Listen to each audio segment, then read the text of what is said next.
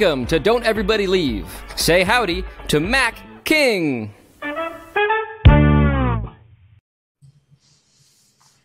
Howdy, I am Mac King. And welcome to Don't Everybody Leave. I hope you haven't left after all that. I'll tell you what I mean later. We started this show twice. So nice. We started it twice. I'm here with my buddies. You want to bring those guys up? Let's see what order they showed up today. Jason England, Vinny Grasso, Jacob Jacks, Nick DeFat, and Michael Godot. And welcome, fellas. Hello. This is the second time we've started this because I goofed up the first time. And yes, but your welcome felt much more genuine this time. So did it really seem more genuine? I'm glad to hear that. Didn't seem glad to see me last time. No, but now I am because I'm glad to see anybody. Actually, aren't we all? Yeah. That's why we're doing this show. That's why we're doing this show. And, every time we get together, between the last time and this time, people died. People died that are important to us. And this is no exception. Do you guys know who Edward Fletcher was? I do not. Do not. Nope. Perhaps you know him by his other name, Duke Booty. Oh, hell yes. And so Duke Booty wrote that song, The Message, for Grandmaster Flash and the Furious 5. And, you know the song? Do you guys know that song? It's like a jungle sometimes, makes me wonder how I keep from going under. And don't push me because I'm close to the edge. Yeah. So I feel like I might know it, but if you did like 2 more verses. Yeah. I'm trying not to lose my head. So he wrote that song, and he wasn't a member of he wasn't one of the Furious 5 or Grandmaster Flash, but he wrote that song. 6. Right. But he sings on there. In the video, they dub over his voice. Or I mean, they dub somebody else sings behind his voice. But he quit music when he was pretty young and went into what he called the family business, which was teaching. His mom and dad were both teachers, and he got his master's from Rutgers and then another master's degree from the New School, where my daughter Eli goes. And he taught at Savannah State University, and he taught critical thinking there at Savannah State University. And here's one of the reasons that I love it. He developed the Fletcherian principles, which I shall now read to you. Figure out a way to take care of yourself. Legal. Find somebody you can stand and who can stand you. Pay your taxes. And finally, take care of your teeth. A man very full of advice. Beautiful teeth. So that's R.I.P. Edward Fletcher, a.k.a. Duke Booty. Yeah, I didn't know any of that stuff about. That's fantastic. He's like he's the 6th member of the Furious 5. Right, that's right. He's the Billy Preston of the Furious 5. And Nikki just put in the comments that my reference point for that song would be Happy Feet, which unfortunately I'm more familiar with Happy Feet 2. Not really. I never connected with the original. Do you have to watch Happy Feet in order to see Happy Feet 2, or could you just jump right into Happy Feet 2? No way. No, if you understand, it would be way off. Yeah. Wait, seriously. Is the song The Message in Happy Feet? That's what I'm just getting the info from Nikki. Yeah, so coming in now. Passing it along. I'm not sure. Yeah, is that the producer is telling me, wait. Let me just tell you, Mac, Happy Feet is much cooler than you think it is. All of the tap dancing that the Penguins do is Savion Glover in that movie. Seriously? Yeah, they got him to record taps for it and write tap and choreograph taps for it. And they motion captured him for a bunch of it. How the hell does he have snippets on all this crap? Like, that's fantastic. You're saying all this crap, and it's still the exact same crap. That's the thing. Yeah, it's all the same crap. It's crap. It's tap dancers. It's tap dancers and Motown. It's just, He's just found a way to make it touch everything in your life, Vinny. If you don't think about Savion Glover once a day, you're a bad person. I took Jacob to a Savion Glover show one time. Okay, so let me just say how much weeping was involved. Yeah. This is the greatest friend ever. We were kind of brand new friends. I was new to Vegas. I didn't know anybody, and it was my birthday, and he texted me and said, "Do you have any plans tonight?" And I said, "No." Why? And he said, "Because it's your birthday, and I happen to have 2 tickets to see some tap dancer that's in town who used to be on Sesame Street when you were a kid." It's like the weeping started then. Also, if you know the context of Michael Goudeau and that he doesn't care at all about that, he just went because it made me really happy. It was very cool. Somebody else talk now. This is getting mushy. I'll pile it on. When I went to Jacob's apartment, and I did survive it. The thing that blew me away. Pre-COVID, make that clear. Yeah, it was pre-COVID. He told me that for his birthday, one time the Goudeaus snuck into his apartment when he was away and painted it. Is that right? Yeah. Wow. Yes. So I'm driving. True. I'm driving back from Los Angeles, and I pull up. I used to live on the first floor, and I pull up outside of my apartment. I see that the shades are closed and the lights are on, which was not true when I left, and is horrifying. Right? That's clearly somebody's in your apartment taking stuff. So I listen. It doesn't sound like anybody's in there. So I open the door and I go in, and the entire wall of my living room is painted a deep shade of purple that I love. I'm obsessed with purple stuff. They had taken all of my memorabilia off the wall, but remembered where it went, painted it purple, put it back on, and then because it was December, I think it was a Christmas thing, they put up a purple glittery Christmas tree with Prince's head on top. Prince Charles. Oh yep, yes. big fan of the royal family. Yeah. It was like, So if any of you are wondering if Michael Goudeau is insane, he is, but he's also very kind. It's a nice combo. Well, thank you, Jacob. I wore this black suit in honor of you. Yeah. Anybody else important to you die? Christopher Plummer. We've discussed. Christopher Plummer died. Yeah. The Hills Were Alive. We just found that out right before the show. We don't have any pictures or anything. Yeah, I actually wasn't going to go on. I thought I was a little too broken up to actually do the show today, but we're going to power that giant glass of vodka there. Nick's going to be okay. This is just tears from hearing that. No, the important thing to say. Go ahead. Sorry. Nope.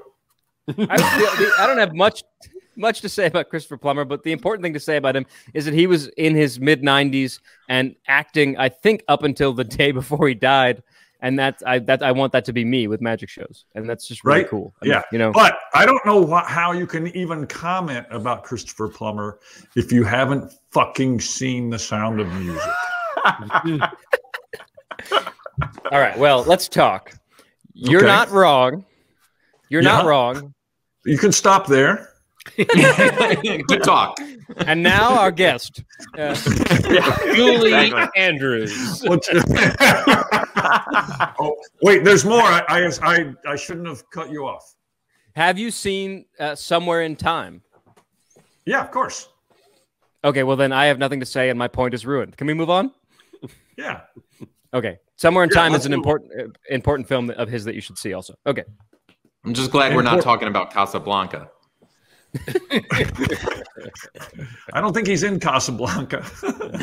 But he could have been. He was 40 when I wouldn't know unless he was in the first 10 minutes. I have no idea. For the viewer at home, Vinny has terrible taste. I told this to Mac the other day, but I'll share it with you guys. You can't tell right now because I'm wearing glasses, but I've been waking up like ridiculously early every morning, and I'm just like waiting in bed. And not yesterday, but a few days ago, I was just going like this, thinking, and I was like, "Damn, my freaking eyebrows are like really bushy. I need to go and trim them." And I go into the bathroom and I take a trimmer and I go without a guard on, and I just started shaving. Shaving my eyebrow. Can we make Vinny full screen so we can really see how bad he looks? Is there a way to do that? There we go. Yeah. Ooh, so wow. I shaved it right there and then came to real quick and earned it. So, Vinny, I think it makes you look distinguished, and you should never stop doing that.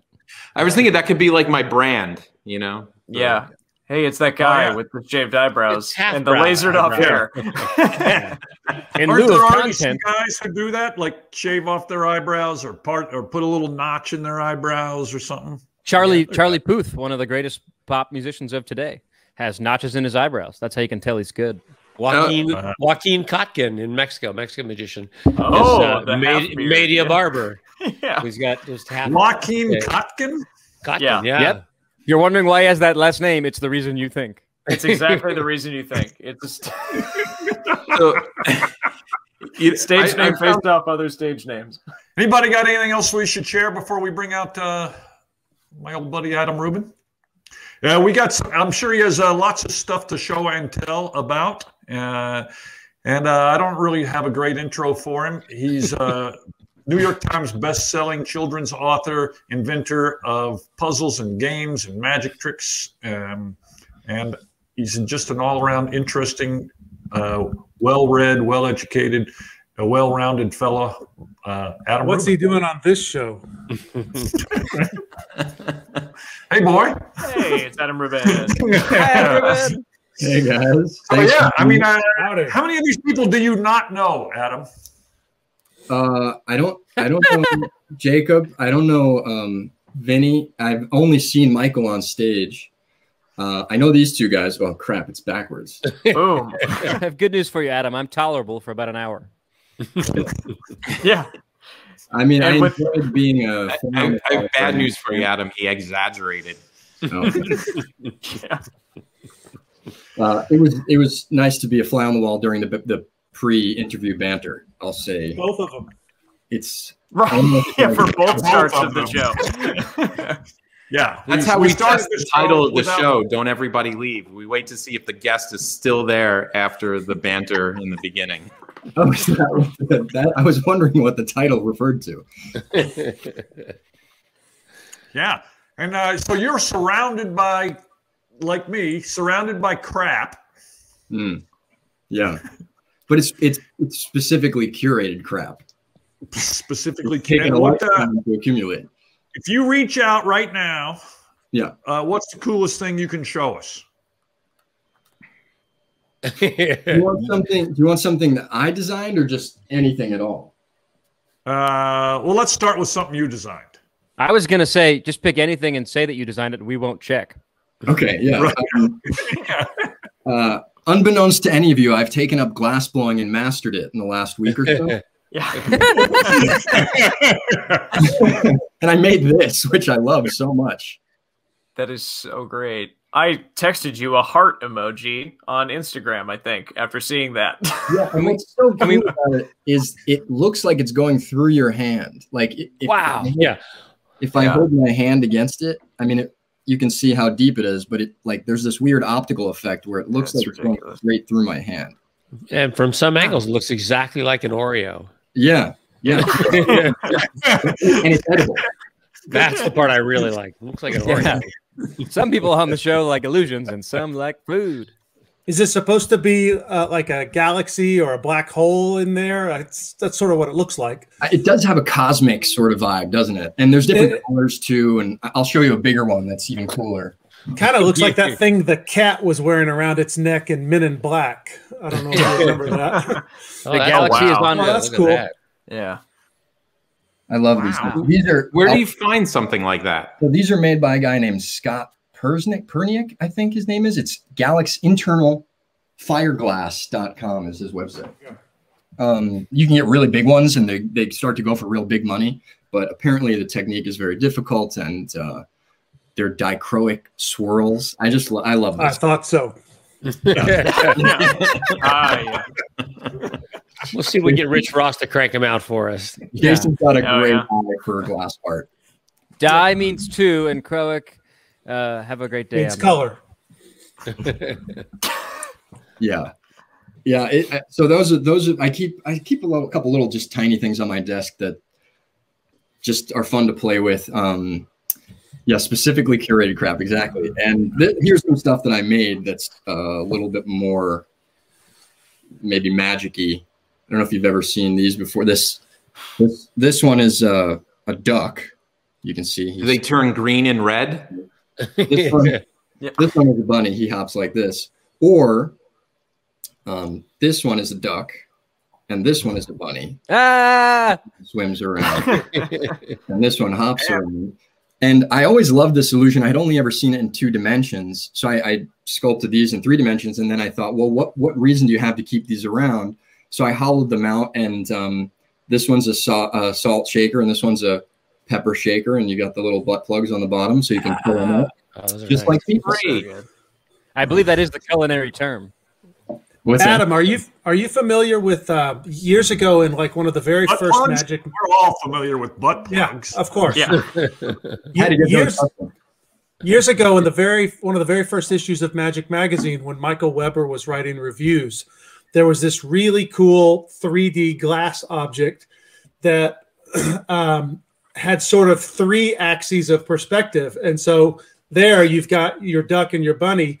And I don't remember what these things changed into, but it was made in Japan. One of them was a dolphin, and then if you changed it to 2 other perspectives, you got 2 other animals out of it. And I don't know if maybe one of them was a bunny or something like that. But well, I think we've all had the experience of coming up with something we think is really great, and then texting it to Michael Weber, and then he immediately responds with an example of somebody who's thought of the same thing years before. Right.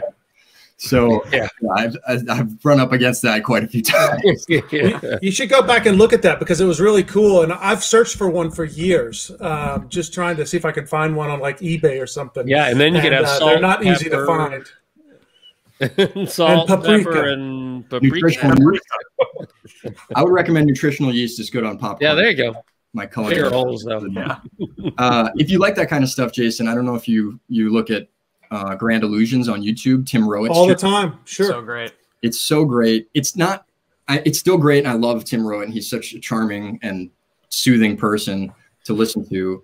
But he's been doing it from his kitchen, so it's not quite the production value that it used to be, because Hendrik Ball is like an ex BBC producer, his business partner, and so when they're in the studio, it just looks like Charlie Rose or something. Mm-hmm. Yeah. But I've met Tim Rowett in person, and he's just like that in real life. Like, you sit down with him and he immediately just brings out this bag and says, play with this or do this. And he's so giving and full of just enthusiasm for this stuff that he's been collecting for 50, 60 years. And I don't really know how his life works, but it's I've heard that he, and maybe you told me this because we've talked about Tim before, that he keeps all of these puzzles and toys of his in suitcases, like under his bed and tucked into every closet and stuff like that. That's exactly it. And it's not like they're organized by, this is the origami suitcase and this is the spinning top suitcase. They're organized by year. So suitcases stacked up, and they're like those old school, like you flip and the latches flip. And they're just all these colors, and his entire flat. He's British. Yeah, so crazy. It's like it's full of those suitcases. We're like not even 10 minutes in, and I feel like I need notes from this talk show to go back and look up all this crap. It sounds so cool. Yeah, that's the goal, right? Find more cool crap. You have a number of things though that are like food related. Seems like to me. You got the rabbit duck illusion. I got these bowls. Oh, good. I was hoping that you would. Let me see if I can get this without getting too much of a crotch shot. Nope, but that's just gonna have to do for now. All right, so you like it this way, right, Mac? Actually, you just had nope. Yeah, like that is amazing. Okay, so a slight curve like that is nothing to be ashamed of, Adam. I've heard it's pretty natural. So that does give me an idea for another version of this illusion. I'll tell you about that after we finish recording. So this one's a little bigger than this one. Not by I'll say. I mean, it's almost. I mean, it is quite a bit.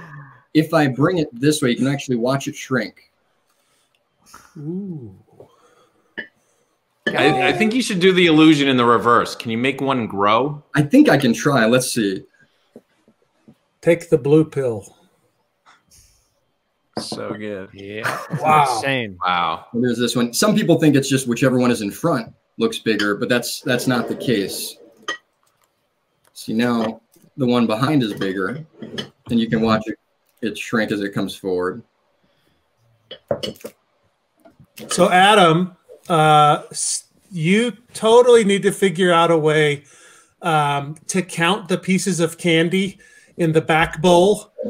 And let's say there's 10 of them. And then when you move it to the front and it grows, now there's 14 of them or whatever. Every good magic trick needs more counting. That's what I I say. understand. Yeah. Let's spell it. O-N-E. If you like magic tricks, You're on counting, the then third I'll- Oh, more stuff, more stuff. This More is the hardest stuff. one to show on camera just because it really benefits from an overhead view, but I'll do my best. I may just pick up my computer. So this is Cuantos Puros. This was something I came up with on a whim just because I thought it would be fun. And then it spent 5 years trying to make them real, and that was a huge pain in the ass. Well, I've seen it seems like maybe 2 prototypes of this. Yeah, it's gone through a couple different versions just because, like, I wanted it, first of all, I wanted it to be able to be useful as an actual ashtray. So it was important to me that it be made of non-flammable materials. So this is ceramic. So this is an actual real ashtray. And if you can see from where you're at, there are 8 spaces for cigars, but there's only 1, 2, 3, 4, 5, 6 cigars. And sometimes it's easier to just count the 2 empty spaces. But if you give it a little twist, you can make another cigar appear.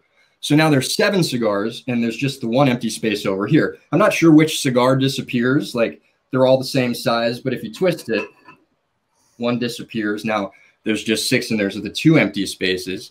And again, they're all the same size. So that's what makes it a little bit confusing. You think, oh, one just doubles in size or something when it goes from 6 to 7.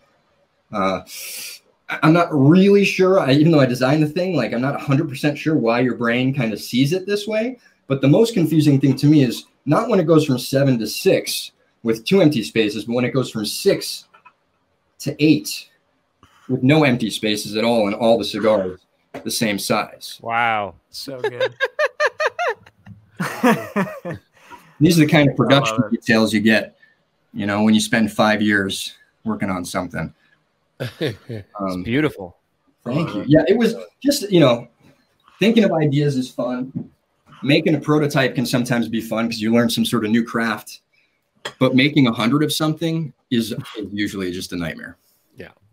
Will you break down for us why that works and the neurology of it, or will you definitely not do that? Oh yeah, it's actually the best way to describe it I've found is to imagine you have 5 glasses of water with just a little bit of water in 4 of the glasses. And if you want to make one of those glasses of water, or let's say you have 5 glasses of water, they all have a little bit of water. You want to make one of them disappear.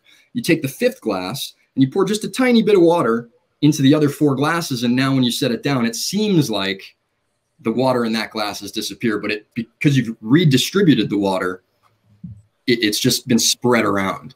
It's right. A similar principle to things like, well, look, I can show you a different version. This is, instead of a radial version, this is more of like a linear version. I'm going to cheat and show you a plastic one just because it's sitting on my desk so it doesn't melt, but this is made of chocolate.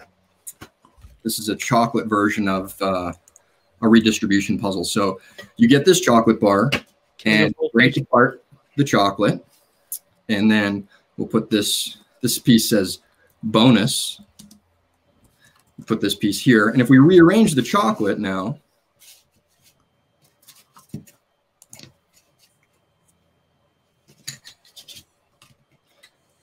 so It is 4 pieces, so it's hard to get back together. it's 4 pieces. If we rearrange the chocolate, you can see it takes up the same space as it used to, but we've got this piece left over.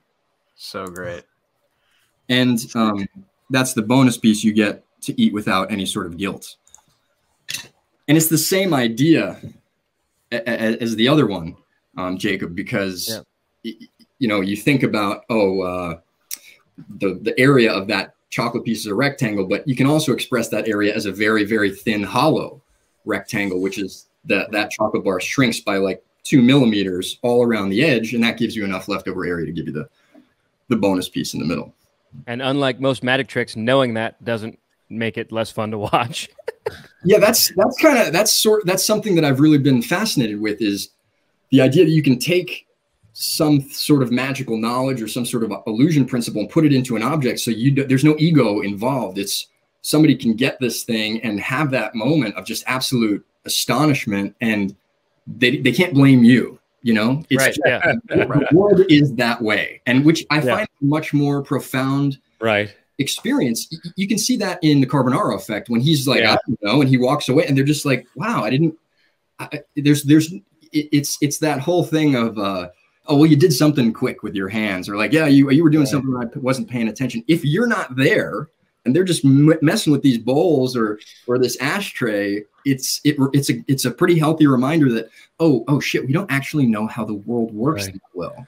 Kind of the Jerry Andrus career goals. Yeah, totally. I remember seeing Jerry present when I was really young, and he came out on stage and he stood in front of a podium and he's reading this speech with his glasses on, and he's talking about assumptions from this prepared remarks. And then he shows us, oh, look, there's nothing written on the paper. And then there's no glass in the glasses. And then he's sitting on a stool behind the podium, and then he moves the stool and there's fake legs, and he's standing behind the fake legs on a stool. And there's definitely made an impact.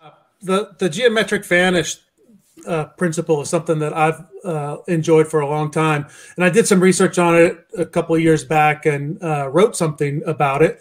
And the oldest that I could trace it in the week or so that I was researching it was to Sam Loyd's Get Off the Earth puzzle, which he didn't actually invent. But that was the oldest that I could find that was commercially successful as entertainment. Obviously, the principle may go back much older than that. Can you think of anything that was actually successful as a piece of entertainment older than that? Because he sold a gajillion of those things. Yeah, Sam Lloyd used a gajillion of those. And that's the earliest I knew about too. I was going to mention that. I wasn't going to mention it because I'm like, I don't know whether Adam wants people to go, oh, Adam didn't think of shit. Sam Lloyd. It's true. It's true. No, it's 100% true. Every single thing I showed you, the Jastrow effect, which was invented long before I was ever born, this duck bunny illusion, the cigars, 100% inspired by the Get Off the Earth puzzle by Sam Lloyd from 1896. Don't quote me. Yeah. I got one in a drawer I can check out for you. But he made so much money on that because there was an advertising premium. And he would just put the name of the company on the back, would hold on to the thing because they never seen anything like this before. However, the principle, as I mentioned, you can express it radially or you can express it rectilinearly. Wow. And that old ass book. Does that include a butt plug too? Yeah. You need a butt plug for that. You need a butt plug and a compass. And the moral compass. That book that Kalush found, that Italian book from the 1500s, that has a vanishing area trick in it. It's predominantly a math book with some conjuring and some stunts, right? And there's an image of the vanishing area puzzle with the different divisions and the thing all spelled out. So that's the oldest version that I know of. But as far as a commercially popular interpretation, the modern one obviously is Pat Lyon's Leprechauns. That were done in a million different ways. And I have Mel Stover's files, which include some really cool modern interpretations of the principle, some of them radial, some of them practical, like three-dimensional objects with pencils or with like little army men, and some of them having more than one or more than two iterations, right? Sam Lloyd's had 2 iterations, but all the ones that Sam Lloyd did, not just Get Off the Earth, but also Teddy and the Lions and Where's Mary. There's like these weird artifacts that happen when you try to combine 2 things, where it's like somebody with 3 legs or like somebody's face is all smushed up. And so that was really the tricky part. Same with the bunnies. It's like, yeah, this is pretty easy to do, but then you start thinking about it and you're like, oh, well, what about the feet, right? Like, what do you do with they become the tail. All right. They become the little ducktail feather. And what do you do with the tip of the beak, right? Because it's the ears and it's the beak. So you've got this little thing there that is kind of like that swoop in the bill, but then also it can be the two ears, the seam between the two ears, and then that becomes the space between the two ears. So there's those little details that become frustrating. And the same with the bowls. It's like, what is the best particular shape? And some guy wrote up some scientific paper about it, and he thought that the way Jastrow did it, which was like he stacked it at the edge, he liked to stack it in the middle. Personally, for me, I think it's better when you stack them at the edge. And I designed it, like, get rid of that candy so I can do it up here. And I designed it so that it makes that like nice continuous edge, so you can show either side. I just think that's more compelling than stacking them in the middle. It's like this way you have to assume how much difference there is, and this way you can see. So it's all that. They're the same size, by the way, if I didn't make that clear. Oh. I mean, I know you guys know, but I don't know what kind of yokels are watching this show. It was a double They're lift. not yokels. Jacob, would your parents have known that? They're the ones watching, right? Right. Can I make another recommendation? These French candies are delicious. They are. Yeah, like, I was going to ask you about food. yeah. And they are individually wrapped, which is good, because my grandpa used to have candy dishes in his house, or a candy dish that we loved. But every so often you would go to pick up a candy and you would have the entire bowl of Where they fuse together. That's a Kentucky problem. It's a bowl suspension. Doesn't Tenyo sell that? It's a bowl suspension. Yeah. Well, you mentioned the Tenyo. You mentioned the potential for doing a phallic version of that Jastrow illusion. And I'll just say this. When I was living in Chicago, I knew a burlesque performer, and I had noticed the fact that the bigger the scale of the objects, the more dramatic the change in size. Like if you have 6 foot long arc pieces, when you switch them around, the changes is stunning. And I had the same thought process you did, and it was performed a couple times, not by me, but you know, you hold them out at arm's length, and they just expand and contract. And they did it a couple times. They got a good response. I kind of forgot about it and put it in my closet. And one day my roommate was going to get his winter clothes out of the back of the closet. He was just like, "Hey man, why are there 6 foot dicks in the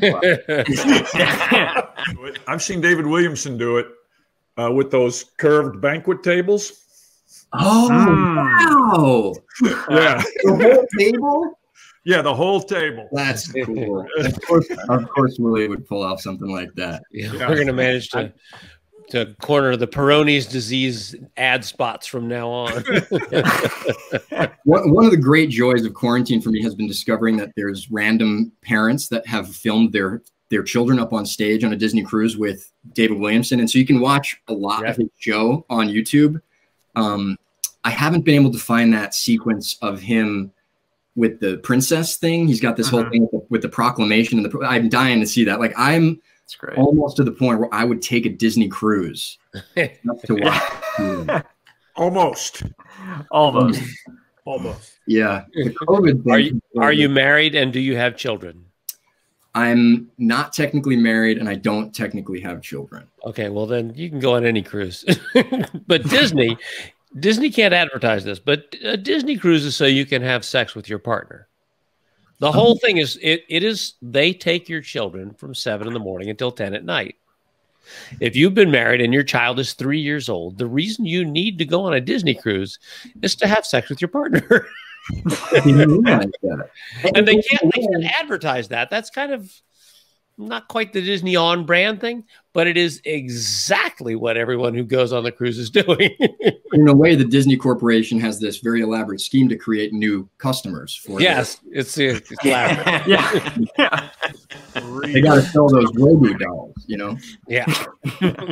So I just went to the Disney Cruise website, and their current slogan is, "Do you have kids? Do you need time to fuck?" Yeah.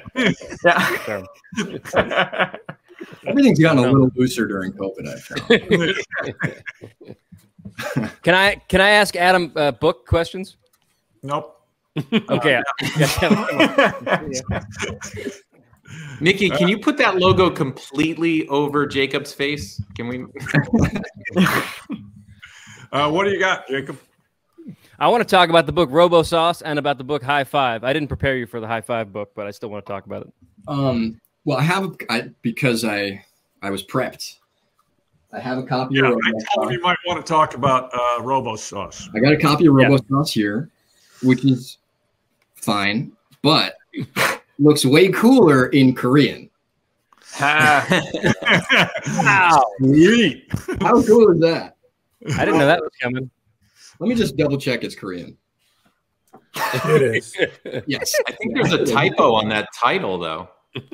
How cool is that? The illustrator, Dan Selmer, a good buddy of mine, he did the type. You know, he did special illustrations for this version, and it just all the robot stuff looks so much cooler with the neon ink and everything, like in Korean. Wow. Right? Super neat. So I think the reason Jacob wanted to see this is because this book does a magic trick, and it's exactly That's what exactly I'm why. talking about, where you're not there and you create an object that does something mystifying and reminds everybody that the world is a magical place that we don't fully comprehend. So the story is about this kid that likes robots and he wants to be a robot. So the narrator teaches him a special secret formula to make this magical robo sauce. And the kid tries to eat some, pours it over his head, things go crazy, flash, bang, boom, he turns into a robot. And things escalate from there where his dog turns into a robot, he turns his family into robots, he turns like his friends, the whole world into a robot, everything turns into robots. And eventually he turns the narrator into a robot. So it activates this robo story, and after the robo domination, they kind of spray robo sauce all over the book, which causes this to happen. Flash, bang, boom, the whole earth turns into a robot, which then causes this to happen.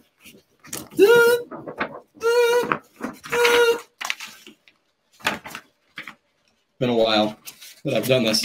And now the book transforms into a robot book. Which Come on. the book actually starts over in robot world. So now you've got this robot version of the book, Robo Book, data by Adroid Robot, images by Salmatron 5000. And now you've got this robot version of the original book. Beep boop up. And, it's activate robo domination. The end is near. And it turns out in the end, everybody's been playing along. And in the beginning, he didn't want anybody to play along. And he was kind of being a grump about it, but then the whole family gets in on it. And it's a fun, happy ending, except you can't turn any more pages because this transformation has actually trapped the rest of the book. So you just get this fun transformation experience. That's great. From the That's full. awesome. I've never Thank you seen for- that. What ages is that for? All. The thing about picture books is that you get everybody. It could be for you in 2 years, I think. Okay. Yeah. How have you read the monster at the end of this book? If you can get through that, I think you're good on this one. It's a funny thing about picture books because, and I've learned this now because I've written a much longer book, a 200-page book. And you all have, or a lot of you have written books. You give a book to a friend and you say, "Hey, I wanted you to have this," and they go, "Oh, thanks so much," and they're never going to read it. 9 times out of 10, they're not going to read it. But if you give somebody a book that's this long, they definitely read it. In fact, a lot of times they read it while you're standing there. And so where you can read it to a newborn child that's still squirming and can't really open their eyes. And you can, and then the old people that are reading it to their grandchildren, they enjoy it too. So you get this really wide range of people that wind up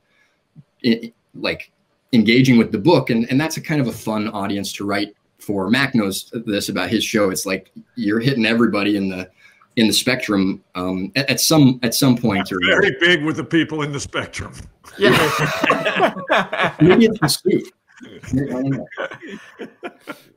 It was nice of you to remember, Adam, not to include me when you said actually most of you have written books. Well, I believe I had absolutely no idea you existed before 3 o'clock. It's kind of insulting, but mostly it feels freeing to know that. It should be. It should be. Yeah. No, I just think I am the only one that I think everybody else has written a book, right? Well, I've written a booklet, pamphlet. Really? Yeah, but if you gift somebody 7 of them, booklet. it looks like a book. Yeah, I tape two together normally, but then it's 120 pages. So, Adam, I watched a video of you reading High Five to some kids, which was awesome. Yeah, the biggest withdrawal I have from COVID is that, like, seeing gymnasiums full of screaming kids and like getting energy from that, and then going back into my apartment by myself and writing more books so I can go out again and do the whole thing again. It's a unexpected pleasure of writing for kids. This is something I started to do when I was working in advertising, and I had no idea this would eventually become like a career path. But I've gone on tour or gone to events with friends of mine, adults that write adult books, and when you do an event like that, like at the Strand and the Rare Books room, and everybody's sitting there and yes, and they're talking about, they're trying to be all intellectual, and the questions are like, what you should have done in chapter 13 was blah, blah. And with kids, you just get this like unbridled enthusiasm. They just, they give you so much positivity. And I miss that tremendously. So my favorite part of the presentation, in fact, I'll race through like a couple slides and read the story just so I can get to the question and answer. I could do that for 30 minutes, just having no idea what they're going to do.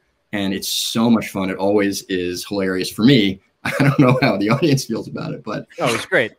It's so much fun. Yeah. And that book in particular, the kids have to hit the book, right? Like, yeah, it's not the most COVID friendly book. I don't know. I think maybe COVID friendly. You've got that backwards. Yeah. It's a very COVID friendly book. Yeah. I just don't know if kids are going to be high-fiving anymore. Like, is that going to be part of the culture? I'm almost certain, and this is a weird dystopic thought, but I'm almost certain that kids will no longer blow out candles on their own birthday cake. Yeah. Just because it's like such an easy way to create a disease vector for everybody at the party, right? I hope that's not right. And all evidence in my brain anyway says that is not right. That, because after the big flu in 1918, right? 17. It's 1917, whenever that big flu was, 100 years ago. Yep. People kept, it was very similar to the way things are now, right? I mean, there were people, anti-mask people, and there were all the same sort of things. And we, it took a while, but we all kind of got back to shaking hands and blowing out birthday candles. And we had respect for authority, and people listened to the government back then. Well, no, I mean, there were still people protesting masks and, anti-mask people. And there were still people, on the other side of that. But it took a while, I guess. But I mean, we did get back to some semblance of normalcy. And that's what I'm hanging my hopes on. If we don't blow out candles, I'm sure they'll find some other fun way for kids to celebrate their birthday. Spit in this bag.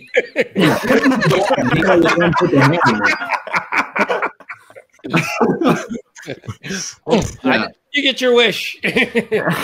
No, it's amazing to think about how things have changed. Even I'm not that old, I don't think, but the first time I went back to a school, to like an elementary school, and it still happens sometimes, where there's just things that you do in school that you've completely forgotten about, like the Pledge of Allegiance. When's the last time you said the Pledge of Allegiance?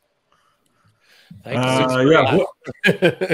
a.m. I've said it when I used to, when I would take Eli to elementary school in the mornings. They once a week they had this big ceremony out in the courtyard where they would give out coupons for who read the most books the past week and some other stuff.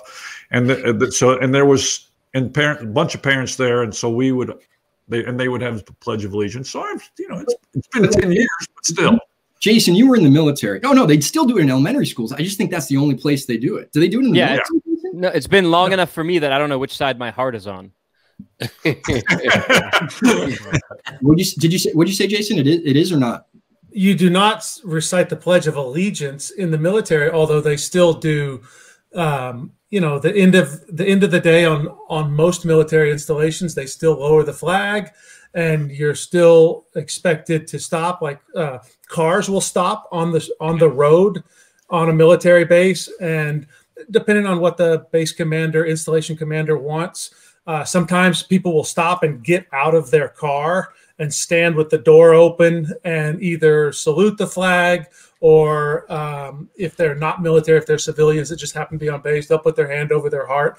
And basically you're just waiting for the flag to be lowered as they're playing taps or, you know, whatever they're playing. There's a couple different songs you can play while the flag is coming down and while it's going up, in fact. But so they still do that, but I haven't said the Pledge of Allegiance in 30 years, you know. So last time probably longer, was in elementary school, as far as I know.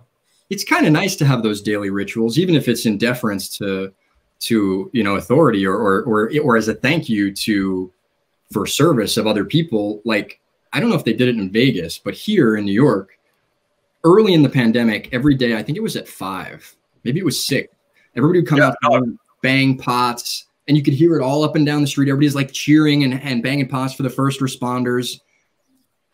It's been a long time since I've heard that. Yeah. You should start that back up. I think at this point, but maybe as we start to sort of climb out of it and people are feeling more positivity, maybe it will start up again. If I wanted to get me some rabbit duck salt and pepper or a cool ceramic ashtray, get off the ashtray. Yeah.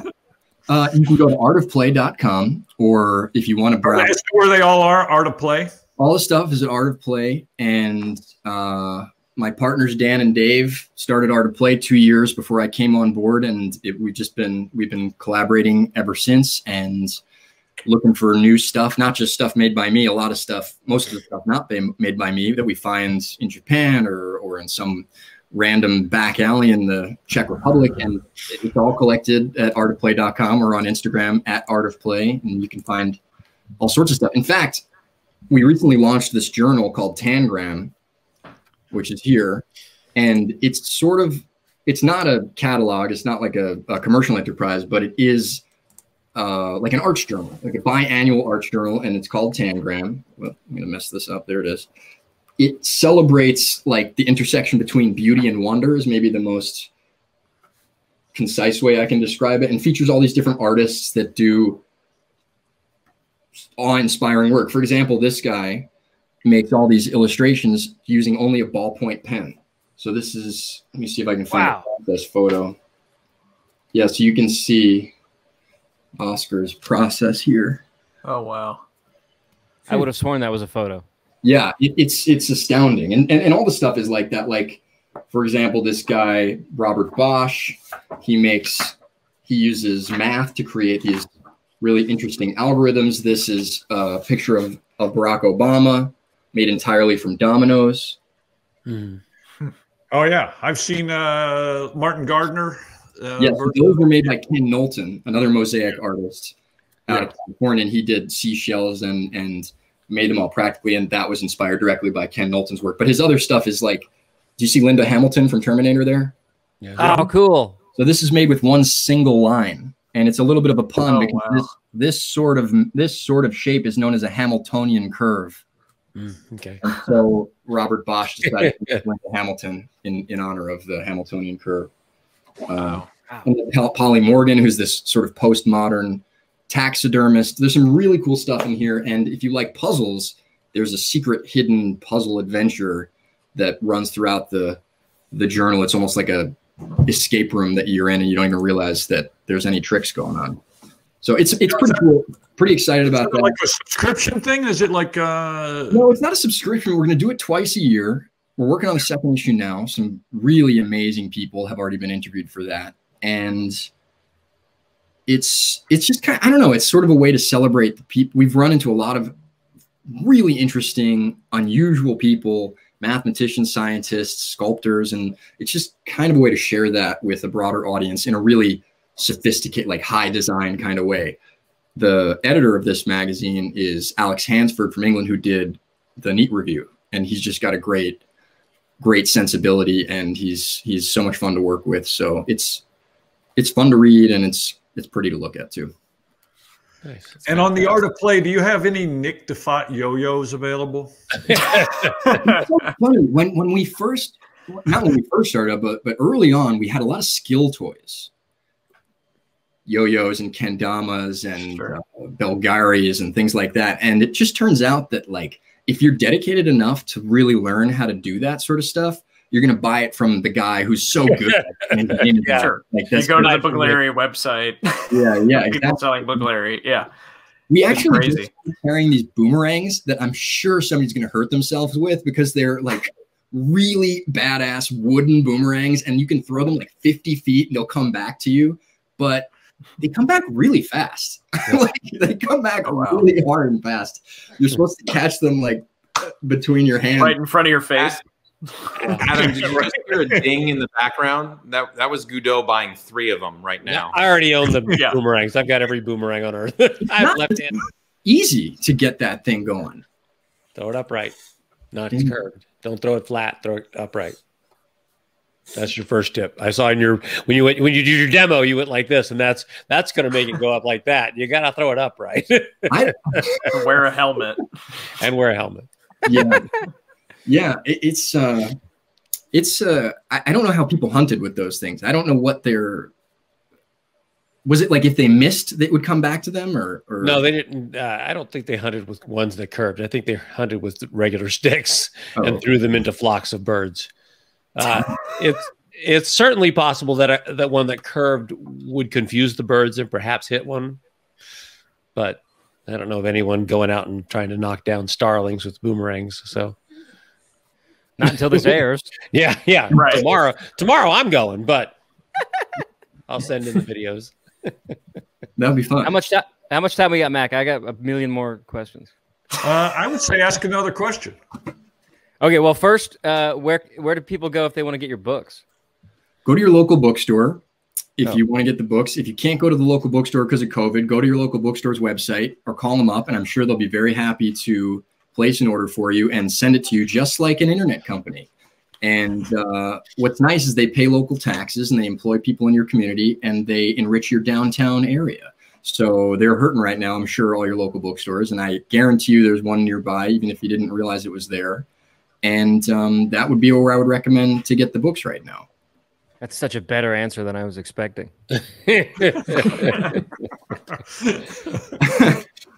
No, we every fascinating person that comes on, I always want to know what their favorite films are that they want people to watch, because I feel like you can learn a lot about. So it's like reading tea leaves, except it's real. My favorite films that I want people to watch. Yeah. I don't care whether you want people to watch. I mean, just something that affected you seems right. Yes, I think it's important to you. We should add more caveats that you want people to like and that had licorice in it. Got to mention licorice. Well, that narrows it down to Willy Wonka. I guess then it would be Wayne's World, right? Don't they have the dispenser from the geyser? Yep. I think that movie holds up. I haven't seen it in a while. But you got to be careful with comedies from the 90s, I guess. I saw a movie recently that came out last year called Lucky Grandma that I would recommend not watching the trailer if you're willing to trust me on it. It's funny, it's adventurous, it's exciting, it's sort of noir-y, and the protagonist is like a very grumpy septuagenarian Chinese woman that lives in Chinatown, and it's so much fun. Another great movie that you could watch during the pandemic is Hunt for the Wilder People. So good. Which is so fun and just like heartwarming and funny and just quirky in the best possible way. Taika Waititi, who also did Thor Ragnarok, which is a fantastic superhero movie. Maybe my favorite movie is The Hudsucker Proxy. That's the one I was going to say. I love that movie. Don't look at the poster. Right, exactly. Spoiler, isn't it? Yeah, completely. Yeah. I love that movie for so many reasons. It's such a funny period send-up. Cinematography is maybe the Coen brothers' best. And it's so much visual humor, and it's about creativity in the weirdest way. It's about like the simplicity and the like how you can't listen to other people and nobody really knows what's going to be good until it's done. Right. I love that movie, and Rachel Evan Woods is so funny in it. Paul Newman. Yep.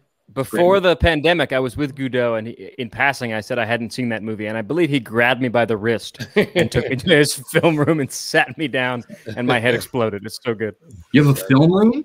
Yeah, I have a movie theater. Yeah, Film room is good. film room. Yeah. The film room. Yeah, I don't have a movie. It's not theater, I my have a film room. It is my wife's film room. I would never justify a film room for myself, but my wife needs one, then I can build it. Okay. I said film room, so it would be a little less embarrassing for you that you have a giant movie theater. It's your not house. giant. It's got 8 seats, for God's sakes, man. But, How but big it is the also- screen? 10 But feet. it's also There's 8 seats in the another balcony. Godot, it's also another Godot construction project, surprise construction project, right? Yeah. While my Teresa, wife was out of Michael's wife, town. was out of town. Oh, wow. She was out of town for 3 days in New York, and we built it. We did 3 18-hour days putting that together. and painted it twice because we painted it with the wrong paint the first round. We had left it in someone else's garage because we were hiding it, and Jacob went to pick it up and brought the wrong paint. We painted We didn't 2/3 look of that at it. room. We just opened it up and went, okay, go. Oh, crap. Yeah. That's the wrong Literally- color. Literally 2/3 of the room painted. You're and not then missing started over. going to the theater as much as the rest of us are. Yeah. No, not much. And to close out, do you have any film recommendations that have Christopher Plummer in them, just to bring everything full circle? Or Duke Booty? Well, have you seen Happy Feet 2? Exactly. Exactly. So let's see. I'll put Nick on the spot today. Nick, what was my favorite thing in the show today? Oh God. Probably that Jacob asked you before asking more questions. There we go. He is my master. Ask permission to speak, please. Yes. Hey, thanks to Adam and Michael and Nick and Vinny and Jacob and Jason, and of course to Nikki Sokolsky, Steven Sokolsky, the folks at Neon Pineapple. Thanks to you guys for watching, as we do every week. We're closing out with a little quote from my friend George Clinton. Let me play with your emotions, for nothing is good unless you play with it. We'll see you next time.